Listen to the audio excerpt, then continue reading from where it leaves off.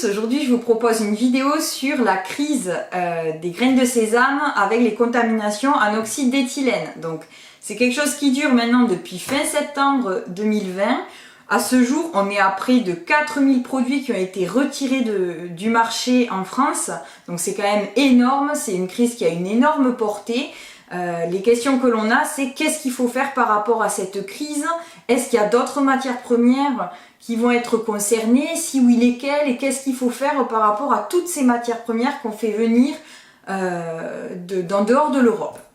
Donc, tout d'abord, par rapport à l'oxyde d'éthylène, si vous regardez la réglementation européenne, il y a des LMR, bien que ce produit soit interdit en France et en Europe, il existe des LMR puisqu'on sait très bien qu'il y a d'autres pays hors UE qui utilisent l'oxyde d'éthylène.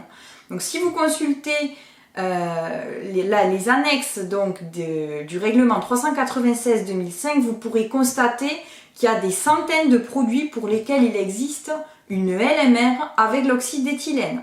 Donc si vous achetez ces produits hors UE, listez bien s'ils sont concernés ou pas par l'oxyde d'éthylène et faites des analyses, regardez s'il n'y a pas de problème de dépassement de l'oxyde d'éthylène.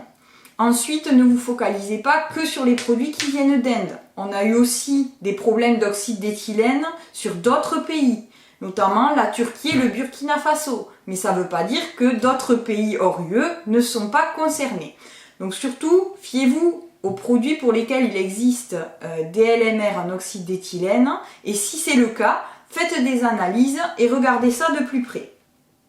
Ensuite, il y a d'autres produits qui vont être concernés par l'oxyde d'éthylène. On a par exemple constaté récemment qu'il y a eu des épices qui ont été rappelées. On a eu le thé qui est en ligne de mire par exemple, le psyllium qui a fait aussi, qui a révélé la présence d'oxyde d'éthylène à des teneurs plus élevées que la LMR qui était prévue. Donc déjà, vous avez des rappels, des alertes qui ont été signalées qui vont vous permettre de mettre déjà l'accent en priorité sur ces matières premières-là.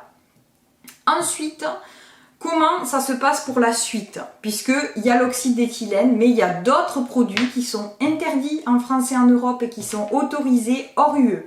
Donc focalisez-vous sur ces produits-là et dire finalement, qu'est-ce que j'achète hors UE et quelles précautions je dois prendre et qu'est-ce qu'il faut que je regarde en priorité. Alors c'est difficile effectivement comme démarche, mais focalisez-vous vraiment dessus parce que on voit bien avec l'exemple de l'oxyde d'éthylène qu'il y a eu une défaillance, finalement quelque chose qu'on a peut-être un peu trop négligé, qu'on n'a pas assez cherché. Donc du coup, il faut vraiment se focaliser sur tous ces pesticides interdits en France et en Europe et qui sont autorisés en dehors de l'Union européenne. Voilà, donc faites évoluer vos plans de contrôle, vos cahiers des charges et vos points de vigilance par rapport à ça. Et surtout, même si vous êtes en bio, focalisez-vous quand même dessus puisque les alertes ont quand même révélé des problèmes de dépassement, de présence d'oxyde d'éthylène alors que c'était absolument interdit, même s'il existe une LMR dans les produits bio, on s'attendait à 0. Et pourtant, on a eu des dépassements de LMR, même sur des produits bio, donc la filière bio n'est pas épargnée par cette crise. Si vous avez des questions, n'hésitez pas à nous les poser. Je vous souhaite une très belle journée et je vous dis à bientôt.